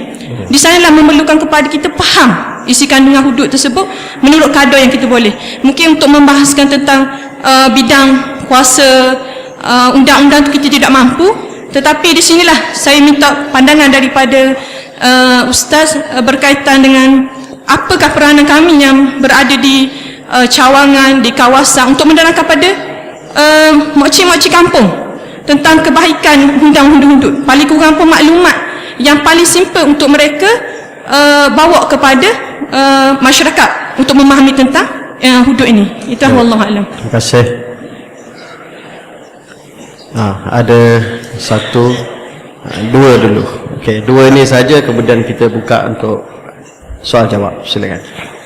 Assalamualaikum warahmatullahi. Pada ahli panel, saya Ali bin Awang dari Dun Selat Kelang, ingin bertanya beberapa soalan berkenaan dengan ni. Sekiranya kerajaan Kelantan berjaya melaksanakan hukum hudud, adakah segi teknikal, persediaan teknikal seperti macam mana nak potong tangan, had potong tangan, adakah kita belajar daripada kerajaan Arab Saudi yang telah melaksanakan undang-undang hudud? Sekian, terima kasih. Okey, terima kasih. Soalan terakhir. Bismillahirrahmanirrahim. Assalamualaikum warahmatullahi wabarakatuh. Ustaz Moderator, Dr. Mahfuz, YB Muhammad Ahmad dan juga YB Dr. Faizli. Saya ada satu soalan. Saya ingin merujuk kepada pandangan daripada Dr. Tun Abdul Hamid, mantan Ketua Hakim Negara. Beliau telah mengatakan dalam satu pembentangan kertas kerja berkaitan hudud baru-baru ini, beliau mengatakan bahawa enakmen Kanun Jenayah Syariah Kelantan ini sebenarnya tidak sah, sama ada yang tahun 93 maupun yang baru ini 2015, atas sebab Kelantan tidak ada autoriti. Dan beliau memberi perumpamaan seolah-olah kita nak kahwinkan perempuan, mesti cari wali dia dulu, bukannya kahwinkan dia dulu. Jadi kalau dalam kes Kelantan ni, hudud ni sepatutnya kita dapatkan laluan daripada parlimen dahulu melalui pindaan, melalui artikel 76A ataupun pindaan Akta 355. Jadi saya nak mohon pandangan daripada Dr. Fazli berkaitan ni. Terima kasih. Terima kasih. Kita serahkan kepada ahli panel untuk menjawab. Silakan.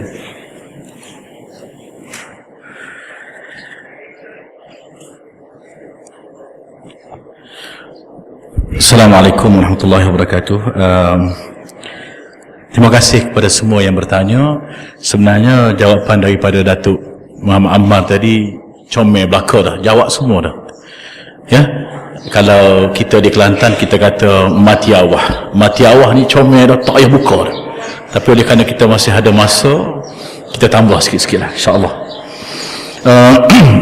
Berhubung dengan majlis raja-raja yang ditanyakan tadi, ya, Datuk akan jawab. Tapi setakat ini Kelantan sebelum daripada kita bentang baru-baru ini, dalam titah ucapannya Tuanku As-Sultan menyokong penuh pelaksanaan Kanun Jenayah Syariah di Kelantan.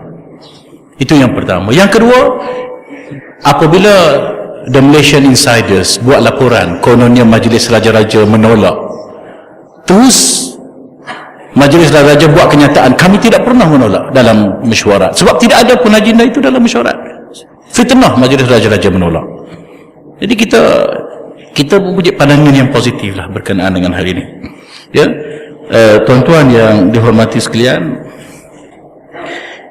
tadi ada yang tanya pasal Akta Mahkamah Syariah tadi, bagaimana dengan qisas kalau sekiranya tidak ada dalil, kiranya tak cukup saksi dan sebagainya. Ya, betapa telitinya sistem undang-undang Islam. Kalau sistem undang-undang sivil, untuk membuktikan satu-satu kesalahan jenayah, it must be beyond reasonable doubt. Ya, maknanya mesti melampaui batas-batas doubt, syak, maka disabitkan kesalahannya. Tetapi dalam Islam mesti beyond any shadow of doubt. Tidak boleh ada sedikit pun unsur-unsur syak, baru boleh laksanakan jenayah, baru boleh sabit kesalahan dan dilaksanakan hudud. Tetapi jika tidak ada syarat itu, adakah terlepas? Tidak. Macam dia kata tadi, saksinya tak ada tetapi jenayah berlaku. Isu jenayah satu, isu kesaksian satu. Sekiranya tak cukup saksi dalam sistem jenayah Islam, oleh kerana jenayah telah pun berlaku, itu confirm jenayah telah pun berlaku, maka kalau ada corroborative evidence, ya, ada semen, ada penetration dalam kes Rogol. Yang pertama, semen itu semen siapa? Penetration itu adakah force penetration ataupun consent penetration? Adakah dia rela ataupun adakah dipaksa? Dia bawa kepada expert evidence, doktor pakar. Ya, doktor pakar ini dia boleh bagi, kita pun tak faham, dia kata nombor jam 1, jam 2, jam 3 penetration itu kita pun tak faham, tapi ini expert evidence. Kalau dia boleh bagi pandangan, maka kalau sabit kesalahan dia, walaupun tidak dihukum dengan hukum hudud, tetapi reduce to ta'zir, bukannya lepas begitu sahaja. Ya, begitu juga hukum bunuh dan sebagainya, tak semestinya bunuh tapi ta'zir. Itu telah pun dijawab oleh Datuk tadi. Dan masalahnya, kalau Kelantan melaksanakan hudud, adakah mendapat kerjasama daripada polis, dapat kerjasama daripada penjara, daripada doktor dan sebagainya? Setakat ini yes, alhamdulillah. Dan polis pun telah bersetuju melantik seorang yang berpangkat ASP, Datuk ASP di Mahkamah Syariah, bagi membantu tugas-tugas penyiasatan. Ini AG pun dah setuju, polis pun dah setuju. Dan untuk pengetahuan tuan-tuan, ya, setakat ini dalam mesyuarat kita di Kelantan, dalam mesyuarat jawatan kuasa teknikal yang besar itu di Kelantan, yang dipengerusikan oleh Datuk, saya timbalan pengerusi, ahlinya adalah mufti, ketua hakim, ahlinya adalah pegawai daripada Jabatan Peguam Negara, AG Chambers, wakil Attorney General, wakil daripada sana. Kemudiannya lagi adalah Majlis Peguam Syariah, Majlis Peguam Malaysia dan sebagainya. Dan sewaktu saya nak jawab satu soalan, persiapan yang dibuat, ya, adakah kita sudah ada teknik macam mana nak menghukum? The first in the world, Kelantan ada, Saudi tidak ada, Sudan tidak ada, Pakistan tak ada, kita ada. Kita telah buat, ya.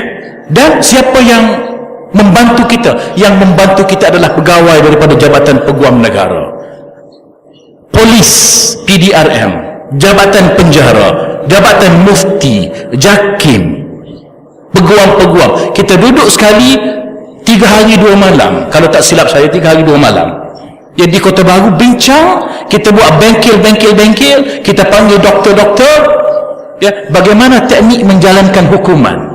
Kalau di Saudi, dia menggunakan mazhab Imam Saudi, Imam Malik, Imam Ahmad, ya, dia jatuhkan hukuman, bawa pancung terus ataupun potong tangan terus, dan dia bergantunglah kepada yang potong tangan itu macam mana dia nak potong, bergantunglah kepada algojo itu bagaimana dia nak pancung, ya. Tidak ada satu dokumen, tapi Kelantan kita ada dokumen, kita buat. Kalau dihukumkan potong tangan itu, pak mana yang nak dipotong, bagaimana caranya nak dipotong, kemudian bagaimana caranya nak menyembuhkan. Saya bincang dengan doktor pakar daripada USM, dia kata, YB macam mana nak potong? Saya ceritakan, kalau dulu dalam buku-buku, dalam pandangan ulama, kita kata tarik dulu, ya, supaya sendi-sendi ini berpisah antara satu sama lain. Ambil pisau potong, yang kita potong itu adalah kulit dan urat, bukan tulangnya. Dia kata nampak rumit, sebenarnya potong ni senang saja doktor, kami buat hari-hari potong ni, mudah saja, pisahnya pisah saja kami buat, bukannya payah. Cuma dia kata nak tanya, bolehkah tidak kita inject, ya, ubat apa kita panggil, ya, BIUS, local anesthetic, boleh ke tidak? Inilah apabila kita nak laksana, buka pintu ijtihad semakin berkembang. Sebelum ini tak fikir pun benda itu. Sekarang kita fikir. Dia tanya kita, hukuman dalam Islam ini nak menyakitkan dia ataupun sekadar nak potong tangan dia. Kalau nak menyakitkan dia tak boleh bius. Potong, tercapailah maksud hukuman, sakit. Tetapi dia kata kalau sekadar nak putuskan tangan dia, kalau maksud daripada hukuman itu nak putuskan tangan dia, kita boleh bius. Kemudian potong tangan dia. Kan terbuka perbincangan kita. Maka kita bincang. Satu lagi dia kata okey, sekarang kita boleh buat, setelah kita potong tangan dia, sampailah maksud syariat, iaitu dah potong tangan. Tapi kita boleh sambung. Boleh ke tidak kita sambung? Ini perbincangan yang kita buat. Kemudian potong itu bagaimana, sebelum potong itu apa kita buat, dalam penjara makanan apa yang kita nak bagi kepada dia, vitaminnya banyak mana, kita bincang semua. Persiapan kita ada lengkap, alhamdulillah. Itu persiapan kita. Sebab itulah apabila Datuk Wan Muttalib dulu dia cadangkan kepada kita, bukan di Terengganu sahaja, di Kelantan, di Putih, dia cadangkan kepada kita. Kita kata, Datuk, sebahagian besar daripada yang Datuk cadangkan itu telah pun kita buat sebenarnya, tapi kita tak bising. Persiapan itu ada. Sebab itu saya katakan, kalau tuan-tuan tanya adakah kita mendapat sokongan ini, insya-Allah kita akan mendapat sokongan agensi-agensi ini. Ya, apabila Datuk Seri Jamil Khair setuju bagi jalan, maka diarahkan JAKIM, kemudian dia panggil mufti kerjasama, Jabatan Peguam Negara kerjasama dengan kita, qadi-qadi kerjasama dengan kita, polis, penjara, semua hantar wakil. Tuan-tuan, kalau dia tipu kita, dia bukan tipu PAS sahaja, dia tipu Jabatan Peguam Negara, dia tipu mufti, dia tipu hakim, dia tipu qadi, dia tipu lawyer-lawyer, dia tipu peguam-peguam, dia tipu jawatan penjara. Semua orang dia tipu, tuan-tuan. Dan apabila dia tipu semua ini, dia adalah penipu besar. Dan pada waktu itu, sebagaimana Datuk kata, alasan yang baik untuk kita jatuhkan kerajaan UMNO dan Barisan Nasional, sebab dia bukan saja tipu PAS, dia tipu semua, hatta Jabatan Peguam Negara pun dia tipu. Kita nak tengok, tidak ada alasan yang paling baik untuk kita menolak UMNO dan Barisan Nasional apabila dia tipu dan dia menolak hukuman hudud ini. Tuan-tuan yang dihormati dan dikasihi sekalian,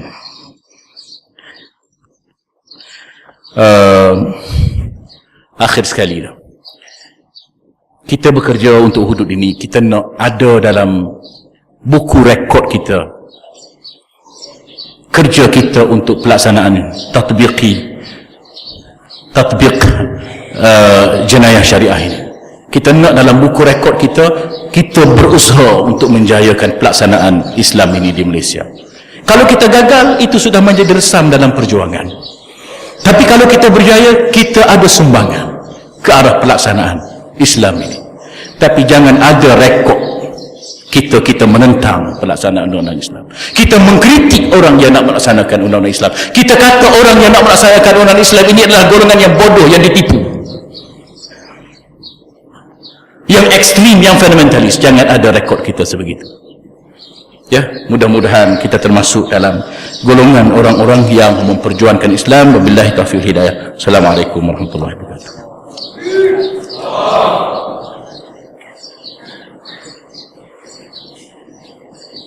Minta izin pengurusi majlis nak respon tentang pandangan bekas ketua hakim negara. Kita menghormati pandangan bekas ketua hakim negara, cuma mengikut fahaman undang-undang yang ada pada saya, tidak ada orang yang boleh mengatakan sesuatu undang-undang itu sah atau tidak kecuali mahkamah. Kita boleh memberi pandangan yang dikata tak sah, tapi yang menentukan mahkamah. Jadi dari segi prosedurnya, bila Dewan Negeri telah meluluskan suatu undang-undang, maka dia sudah menjadi undang-undang bagi negeri tersebut. Siapa-sesiapa yang merasakan undang-undang itu tidak betul, bercanggah dengan perbelanjaan, maka dia ada hak untuk bawa ke mahkamah. Cara di mahkamah, biar mahkamah yang menentukan. Selagi mahkamah tidak kata undang-undang itu tidak sah, dari segi prosedurnya, itu adalah undang-undang yang sah. Yang kedua pula soal kena minta izin parlimen dulu ke baru lulus enactment, ataupun buat enactment dulu baru minta izin. Bagi saya secara teknikal bandingannya macam kereta lah. Nak beli kereta ni kena ada lesen dulu ke, ataupun boleh beli kereta dengan tak ada lesen. Itu saja bandingnya dia. Tak ada syarat nak beli kereta mesti ada lesen, tidak gitu Yang salahnya kalau kita bawa kereta tak ada lesen, beli kereta tak salah. Itu saja. Kita beli kereta dengan tidak ada lesen tidak salah. Tak ada undang-undang di Malaysia ni mengatakan orang yang tak ada lesen tak boleh beli kereta. Dia ada BT, dia boleh beli. Yang salahnya kalau dia bawa kereta tak ada lesen. Itu beza dia. Jadi sekarang isunya tak ada lesen beli kereta dulu ke ataupun ambil lesen dulu baru nak beli kereta. Itu teknikal saja. Yang penting jangan bawa kereta tanpa lesen dan jangan langgar polis. Itu saja yang penting. Wallah.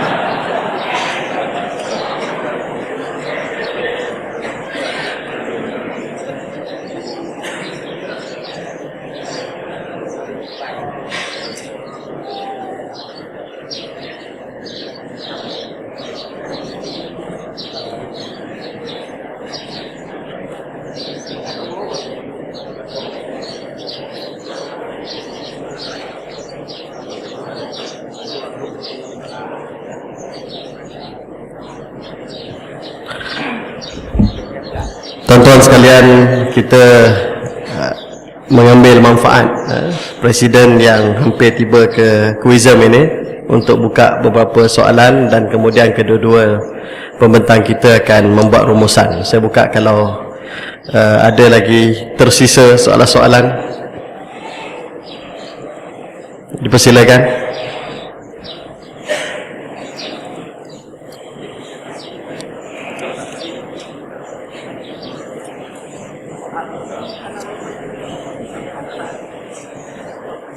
Ada lagi tuan-tuan?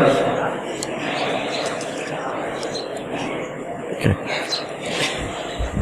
Bismillahirrahmanirrahim. Assalamualaikum warahmatullahi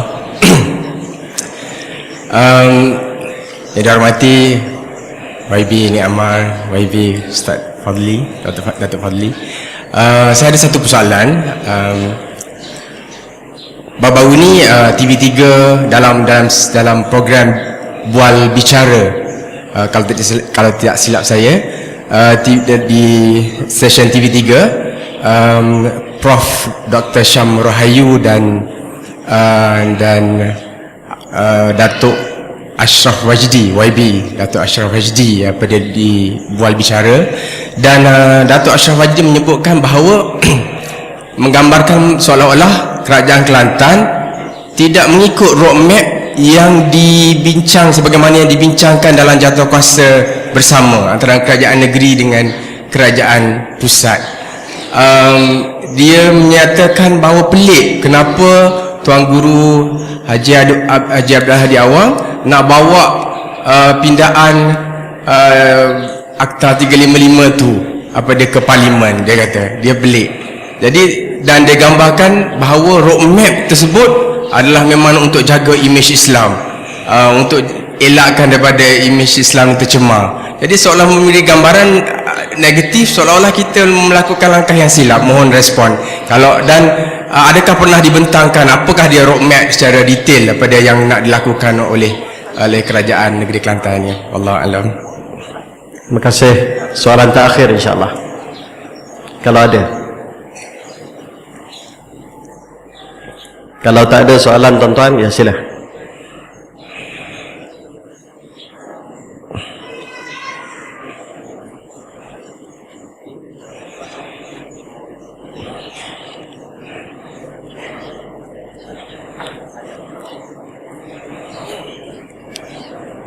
Assalamualaikum. Waalaikumsalam. Nama Mio Abdullah daripada Gombak. Soalan, sejauh mana hukum yang boleh dijatuhkan sama ada harus berdosa ataupun murtad pada orang yang tidak bersetuju ataupun menolak ataupun menentang undang-undang hudud ataupun enakmen undang-undang Islam. Wallahu a'lam. Terima kasih. Itulah saja soalan yang kita terima pada pagi ini. Sebelum saya serah kepada pembentang untuk menjawab dan kemudian meruat rumusan akhir, saya nak tarik perhatian kepada siling Dewan Fadil Nur. Cuba tuan-tuan tengok ke atas. Dulu dekat atas tu dia ada satu LCD sama macam tu, dan LCD tu dah jatuh ke bawah. hampir menimpa seorang muslimat. Alhamdulillah tak kena. Jadi yang saya nak sebut hari ini ialah saya nak cari sesiapa yang nak wakafkan satu LCD, nak gantikan LCD itu. Boleh? Jadi siapa yang bersetuju untuk mewakafkan satu LCD sebagai ganti dan dia akan terus digunakan untuk program-program dalam Dewan Fadhil Nur ini, boleh berjumpa dengan Ustaz Wan Ahmad Rashidi, Bendahari Kuizm di luar sana untuk memberikan komitmen tuan-tuan. Yang kedua, tuan-tuan tengok kat ujung sana, shilling. Jadi itu pun perlukan kos untuk proses pembaikian. Sekali lagi saya hasut tuan-tuan sekalian untuk bertemu dengan Ustaz Wan Ahmad Rashidi, Bendahari Kuizm, untuk menyumbang kalau dalam jumlahnya banyak. Dan begitu juga sekejap lagi unit amal akan mengadakan kutipan, akan bergerak untuk mengadakan kutipan derma yang insya-Allah derma yang tuan-tuan berikan itu akan disalurkan untuk tujuan-tujuan yang telah saya sebutkan tadi. Dan insya-Allah kalau lebihnya nanti juga akan digunakan untuk urusan pentadbiran bagi melancarkan kerja Dewan Ulama PAS Pusat. Jadi dengan itu saya persilakan kepada yang berhormat Datuk Nik Muhammad Amar Nik Abdullah, Timbalan Menteri Besar Kelantan, untuk menjawab dua soalan terakhir tadi dan merumuskan sesi taklimat enakmen Kanun Jenayah Syariah 2 pada pagi ini. Dipersilakan.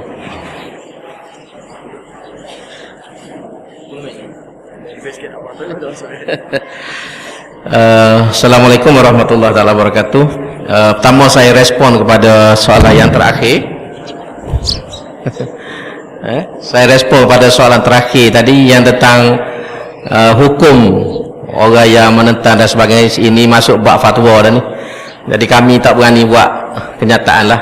Kena rujuk kepada orang yang alim dalam bab ni, ataupun mahkamah yang menentukan dalam bab ni. Cuma yang tadi tentang pandangan Datuk Dr. Ashraf Wajdi itu yang mengatakan kita tidak ikut roadmap. Sebenarnya apa yang kita buat ini adalah mendapati roadmap yang telah dipersetujui dalam jawatankuasa teknikal, iaitu jawatankuasa teknikal di peringkat negeri dan persekutuan telah mencadangkan supaya ada dua rang undang-undang persendirian ataupun rang undang-undang yang perlu dibawa ke parlimen. Pertama, pindaan kepada Akta 355, dan yang kedua ialah rang undang-undang di bawah perkara 76A1. Pada peringkat awalnya kita bersetuju supaya pindaan rang undang-undang pindaan kepada Akta 355 itu dibawa oleh Kerajaan Persekutuan, manakala rang undang-undang di bawah perkara 76A1 dibawa oleh PAS ataupun parti PAS kita lah.